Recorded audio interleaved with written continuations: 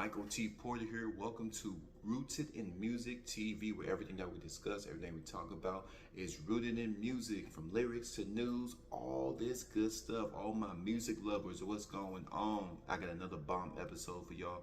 But before I begin, hit that like button, subscribe button, share button, pass me around, Facebook, Instagram, and all other social media platforms. And y'all know how I feel about my chizzing. If you'd like to support the channel, Cash App, $Michael US. Also, check out my website, 250gemstones.com.co. Jill Scott. Hold on, let me fix this a little bit, y'all. Let me move it right here. Jill Scott acting a fool. Then screwed up the damn national anthem. This is an old story, but this is a music channel. I love music.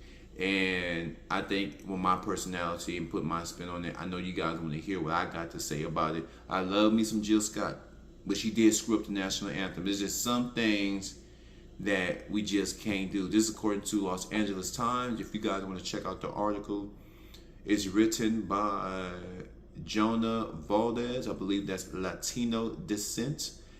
Jill Scott performed her rewritten Star Spangled Banner at the 2023 Essence Festival at the Caesars Superdome in New Orleans in July. Let me see. Fans often ask R&B singer and actor Jill Scott why she doesn't sing the Star Spangled Banner at sporting events. Her reason: she knows completely different anthem would leave her lips, Scott told an audience during a March show in her hometown of Philadelphia. Shout out Philly. Shout out Pittsburgh. Okay. It was near at the Essence Festival. Black artists and black women have taken place since 1994 and has drawn crowds of nearly 500,000 people. Scott belted out her remixed anthem. She received ovations, applause from the arena, and gained buzz across social media. Now the Essence Festival, I'm a West Side nigga, right? Sacramento, throw it up. All of California, throw it up. My second home is Louisiana. Louisiana, throw it up. But more specifically, New Orleans. New Orleans is my second home. My daddy from that uptown, that third ward, right? So, New Orleans is my second home. Lived out there, and the Essence Festival is like 99% black. So, what I'm saying is, the reason I'm bringing that up, it says she got a lot of praise for her rendition. I'm about to read her rendition, her version of the Star Spangled Banner. She got all this praise because it's all black. Because I'm pretty sure she sung this at a mixed cultural event, or if it was a predominantly white event, her black ass probably would have got booed, right? Essence is 90% black, 95% black. She got an ovation. If she would have did this in front of some white folk or a mixed crowd, it would have been a little. So let's read her remix. Oh, say, can you see by the blood in the streets? Scott began a cappella to the tune of the original anthem, but she slowed its cadence, letting each word reverberate. We say, oh, I can't even pronounce the word. Reverberates through the arena. That this place doesn't smile on you, colored child. Let me see. The song ends with the gut punch of a revised closing line, replacing the words written by amateur poet and slave owner Francis Scott Key. Francis Scott Key was a slave owner. Oh yeah, the land of the free and the home of the brave. With this land. Hold on, y'all. I'm gonna have to slow it down because I got the Star Spangled Banner, the original version, in my mind, and I have to break it down, crush it, and then build it up. So give me a moment. Give a nigga a moment, right? I went to public school. Give me a moment. Or the land of the free and the home of the brave. This is not the land of the free, but the home of the slaves. So I think it goes, oh, the land of the free and the home of the brave. So that's the original version.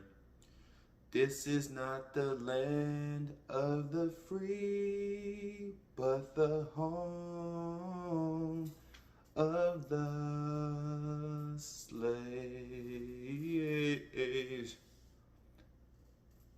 That was a gut punch, like they said. That was some get back. Life is all about getting your get back. That's what it's all about. Let me see. In total tears of the power of this truth, somebody wrote on Jill Scott Twitter page, Marie Purnell, Scott's rendition of the Black American National Anthem. She's getting all type of. So just like I said, it's a black event, and this is the opportunity to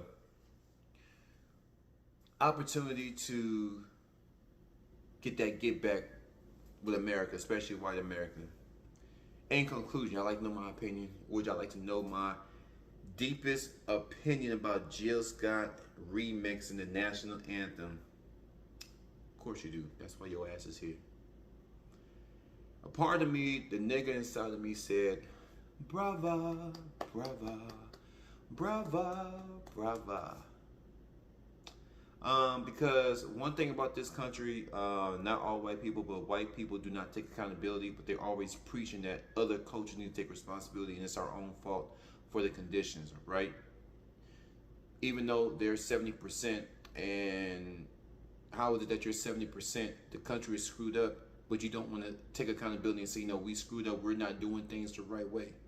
They will always find a way to polish their image, right? Especially the white people at top. So white folks have a way of not practicing what they preach, right? It's getting so bad with white folks not holding accountability. They're even saying that they're kind of eliminating themselves out of the transatlantic slave trade. They're saying that there were black slave owners. What they're doing, they're refocusing black people's attention on the black slave owners, refocusing black people's attention on the Africans. So I always ask this: you keep bringing up the Africans sold each other into slavery. But here's the goddamn question, motherfucker. Who bought them? Who bought them? So your accountability, they were sent all across this deflation. Well, they were took to Brazil. They were taken to the Caribbean. We ain't talking about Brazil.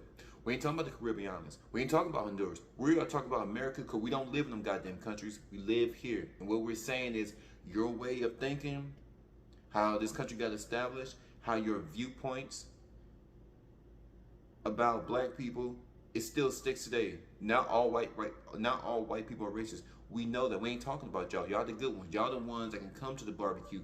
We ain't talking about y'all. We talking about, you know who we talking about. Yeah, this one, and this is another thing. Why do we act like they slow sometimes? You participated in slavery at the highest level, right? At the same time, America got mad when the king of Britain was putting boots in America's ass. They didn't like that. They didn't like to get bullied. Every time they made a dollar, they had to give it to a huge percentage to Britain. That was the whole war was over money. Great Britain was taxing America so goddamn bad we had to go to war. Great Britain had, I want to say at that time, 50% of the earth. Great Britain had India, Great Britain, all the way up there to Hong Kong. I didn't know they had Hong Kong. They had colonized Hong Kong. Hong Kong is not a part of China. I think their contract with Britain has been reached. The contract has been fulfilled. But you see what I'm saying? They're white. Great Britain is white. America's white. Y'all participated in. You take accountability. So that's my nigga side coming out. But my humanitarian side, my love for all people, I say that, you know, it's kind of iffy, you know. The proof is in the pudding. They don't care about black America. And to be truthful, they don't care about no Americans. So it's good to see, you know, us rebel against the things that's tearing down America.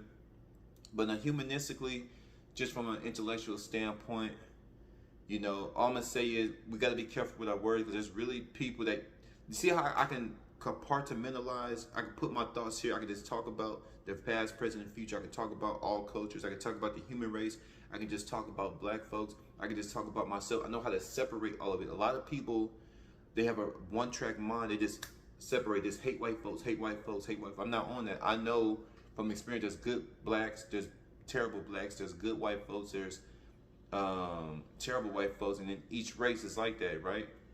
So, like I said, for my nigga side, my black side, brava, humanitarian side, you know, we gotta be careful. The reason I say we gotta be careful because there's some people that can't separate their thoughts and they're just going head first and just filled with hate and filled with emotions, and this is how demonic powers begin to work through people and lead them astray, lead them to destruction. So y'all let me know what y'all think. What do y'all think about Jill Scott's remix to the Star Spangled Banner? Rooted in music, 250 gemstones. I'm gone.